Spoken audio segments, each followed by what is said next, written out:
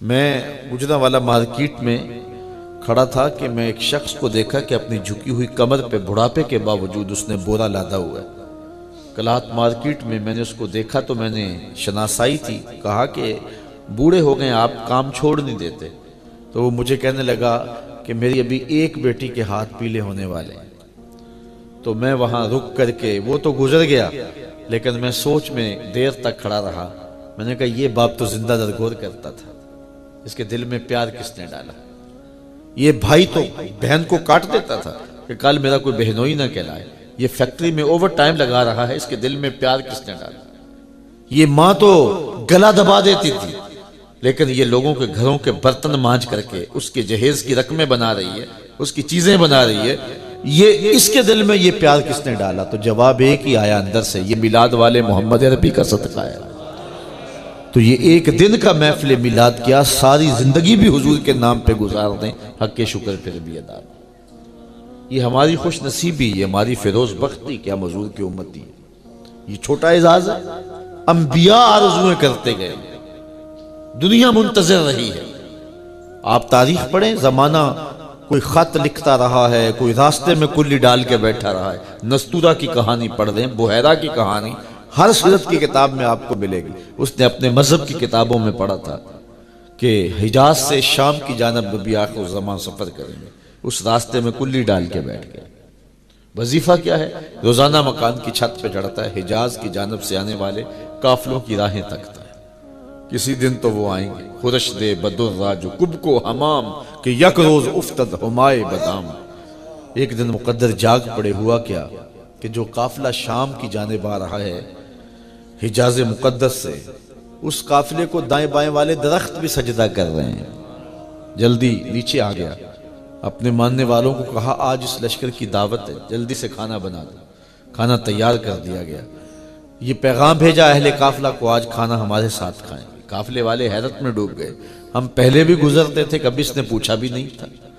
حضور کی عمر تھی اس وقت 12 سال۔ کھانا کھانے آگئے، حضور کو سامان کے پاس بٹھائے۔ بحیرہ راہب آیا، آ کے دیکھا کسی کو ڈھونڈتا پھرتا ہو۔ کہا تمہارا کوئی شخص کم تو نہیں ہے؟ انہوں نے کہا جی سارے آگئے ہیں۔ کہا نہیں، کوئی شخص کم ہے۔ کہا 12 سال کا ایک بچہ ہے، اس کو سامان کے پاس بٹھائے۔ کہا جاؤ اسے بھی لے کے آؤ۔ میرے والد گرامی فرمایا کرتے تھے کیسی بارات ہے جو دولہے کو چھوڑ آئی تھی۔ تو جب حضور کو لایا گیا تو درخت کے سائے میں ایک شمع بس جگہ نہیں تھی جہاں حضور بیٹھتے۔ حضور آ کے دھوپ میں بیٹھے، درخت جھک کے حضور پہ سایہ فکر ہو گیا۔ تو بحیرہ راہب نے آگے بڑھ کے حضور کا ہاتھ پکڑا اور لفظ مشکات کے جو آپ کے سامنے رکھنے لگا ہوں، اس نے کہا ھذا سید العالمین، ھذا رسول رب العالمین، ھذا یبعثہ اللہ رحمۃ للعالمین۔ تو زمانہ منتظر رہا، دنیا انتظار کرتی رہی۔ سب سے زیادہ لمبی عمر پائی ہے حضرت سلمان فارسی نے، 350 سال تک کی روایات۔ مجوسی خاندان سے تعلق تھا، فارس کے رہنے والے تھے، آسودہ حال فیملی تھی۔ کہتے ہیں کہ ایک دن میں اپنے باغ میں جا رہا تھا، راستے میں ایک فقیر کی کٹیا تھی، عیسائی راہب رہتا تھا۔ میں اس کے پاس رکا تو اس کی باتوں میں مجھے روشنی لگی، اٹھنے بیٹھنے لگا۔ باپ کو خبر ہوئی تو اس نے مجھے منع کر دیا، میں نہ رکا تو گھر سے نکال دیا۔ میں حق کی تلاش میں وہاں سے شام چلا گیا، حلب چلا گیا، نصیبین چلا گیا، گلی گلی کی خاک چھانتا رہا۔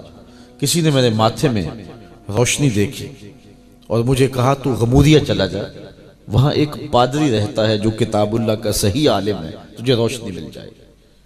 کہتے ہیں میں غمودیہ چلا گیا، وہاں پادری ملا، واقعی اس کے پاس وحی کا اجالا تھا۔ میں نے اس کی خدمت کو شعار زندگی بنا لیا۔ ایک دن اس نے اچانک مجھے تنہائی میں بلایا اور بلا کے کہا تو نے میری بڑی خدمت کی ہے، میری زندگی کی بساط لپیٹی جا چکی ہے، میں موت کی آغوش میں جانے والا ہوں، لیکن تو نے خدمت بڑی کی ہے، تجھے میں خیر کی بات بتاؤں کہ میری تدفین کے بعد یثرب چلے جانا، نبی آخر زمان کے ظہور کا وقت آ گیا۔ کہتے ہیں میں نے اس کو کہا کہ میں نے بڑی جگہوں کی خاک چھانی ہے، کہیں دھوکہ نہ کھا جاؤں، مجھے نشانی بتا دیں کہ نشانی کیا ہوگی۔ اس نے کہا 3 نشانیاں، ایک صدقہ قبول نہیں کریں گے، دوسرا ہدیہ رد نہیں کریں گے، تیسری نشانی یہ ہے جو کھلی آنکھوں سے دیکھ سکو گے، 2 کندھوں کے درمیان مہر نبوت ہوگی۔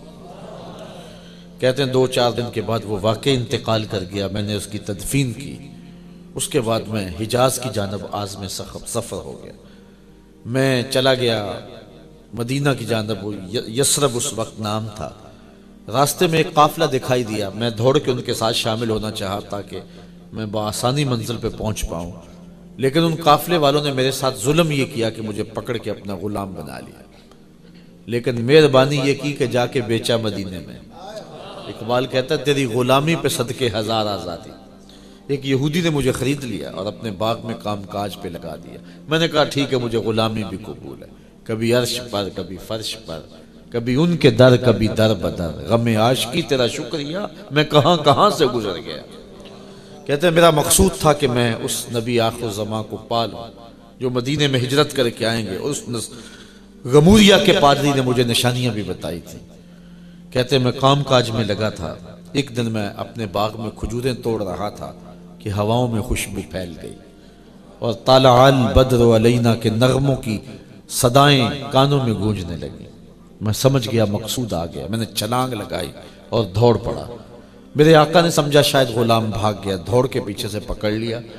کدھر جا رہے ہو؟ میں نے کہا بھاگا نہیں ہوں، غلام تیرا ہی ہوں، لیکن سن دل نوکر کسی اور کا ہے، اور مجھے اب لگتا ہے کہ قلب و نگاہ کا مرشد اولین آ گیا ہے۔ کہتے ہیں میں نے کچھ کھجوریں لے لی تھی صدقے کی نیت سے۔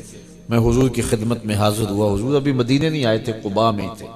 جا کے میں نے کھجوریں پیش کی، حضور نے میری جانب دیکھا اور پھر فرمانے لگے ہم نبی صدقہ قبول تو نہیں کرتے۔ کہتے ہیں ایک نشانی پوری ہو گئی، پھر کچھ دن ڈال کر کے میں ہدیہ کے لیے کچھ کھجوریں لی، حضور کی خدمت میں حاضر ہوا، پیش کی، آقا نے قبول فرمایا۔ کہتے ہیں تیسری نشانی ابھی رہتی تھی۔ ایک دن حضور میرے باغ میں تشریف لائے، ایک روایت جنازے کی بھی ہے۔ حضور کے کندھوں پہ چادر تھی اور مہر نبوت والی جگہ چادر کی اوٹ میں تھی۔ حضور تشریف لائے، میں دائیں بائیں آگے پیچھے ہوتا تھا۔ میری آرزو یہ تھی کہ ہوا کا کوئی جھونکا آئے اور چادر ہٹ جائے اور میں مہر نبوت کی دید کر لوں۔ حضور نے میرے اضطراب کو دیکھا، فَأَلْقَ إِلَيَّ رِدَاءَهُ، اور چادر میری جانب پھینکی اور کمر کا رخ میری جانب کرتے ہوئے فرمایا انظر الی ما امرت بہ، اس پادری نے جو بتایا تھا دیکھ لے۔ تو کہتے ہیں میں نے دیکھا کہ دونوں کندھوں کے درمیان مہر نبوت تھی۔ پھر حضرت سلمان حضور کے غلام بن گئے اور آقا کریم نے اتنی عزت دی، فرمایا سلمان منا اہل البیت، سلمان میرے اہل بیت سے ہے۔ کوئی حضرت سلمان سے پوچھتا تمہارا نام کیا ہے؟ وہ کہتے سلمان بن اسلام۔ کہتے نہیں اپنے باپ کا نام بتاؤ۔ کہا 70 بار بھی پوچھو گے جواب یہی آئے گا، میں فرزند ہوں اسلام کا، مجھے شناخت اسلام نے دی ہے، مجھے پہچان اسلام نے دی ہے، مجھے عزت اور آبرو اسلام نے دی ہے۔ اور بلکہ حضور نے یہ فرمایا کہ ساری دنیا جنت کی مشتاق ہے، 3 بندوں کی جنت مشتاق ہے، علی، عمار اور سلمان فارسی رضی اللہ تعالیٰ۔ الجنت تشتاق الی ثلاث، جنت ان تین لوگوں کی مشتاق ہے۔ حضرت سلمان فارسی کہاں سے چلے اور کہاں تک پہنچے؟ بحیرہ راہب کی کہانی سن لیں، نستورہ کی کہانی سن لیں، تبہ حمیری کی کہانی دیکھ لیں۔ زمانہ انتظار کرتا رہا، کوئی کہہ رہا ہے ربنا وابعث فیہم رسولا، مالک بھیج بھی دے، آنکھیں تک تک کے آنکھیں بوڑھی ہو گئی، راہیں تک تک کے آنکھیں بوڑھی ہو گئی۔ کوئی کہہ رہا ہے مبشرم برسول یات من بعد اسمہ احمد، چلو نام بھی بتائے دیتا ہوں، نام احمد ہوگا۔ مبشرم برسول یات من بعد اسمہ احمد، کوئی کہتا ہے اسمہ المتوکل، کوئی کہتا ہے لیسا بفظ ولا بغلظ۔ زمانہ انتظار کرتا ہے، ہم نے تو کوئی انتظار نہیں کیا، ہم نے تو کوئی زحمت گوارا نہیں کی، کوئی رت جگہ نہیں کاٹا، کوئی منت نہیں مانی۔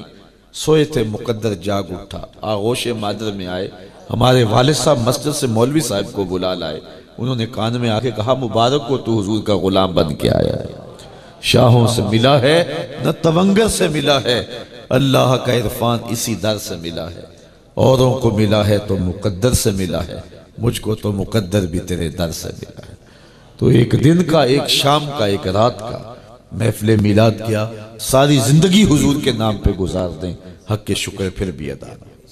ہمارے ایک ایک بال پر قرض ہے رسول کریم صلی اللہ علیہ وسلم کا، جکڑا ہوا ہے ایک ایک بال قرض رسالت میں، تو ساری زندگی حضور کے نام پہ گزار دیں۔ اور میں آپ کو یہ بھی کہوں گا کہ تمہارا میلاد صرف جھنڈیوں تک محدود نہ رہ جائے، بنیروں پر چراغاں تک محدود نہ رہ جائے، تمہارا میلاد گلیوں کی صفائی تک محدود نہ رہ جائے۔ جس طرح تم نے جھنڈیاں لگائی، دل کے ایک ایک پرت پہ نام محمد کی جھنڈی ضرور لگانا۔ جس طرح بنیروں پہ چراغاں کیا، دل کی گلیوں میں بھی نام رسول کا چراغاں کرنا۔ جس طرح گلیاں صاف کی کہ یہاں سے جلوس نے گزرنا ہے، میلاد والوں نے گزرنا ہے، دل کی گلیوں میں بھی حسد، بغض، کینہ، نفرت اور انا کے جو ڈھیر پڑے ہیں، کوئی جھاڑو لے کے ادھر بھی آئیں اور دل کی گلیاں صاف کریں، پھر مصطفیٰ پہ درود پڑھیں۔ یاری لا تو پاک نبی سنگ اے پر پوری یاری۔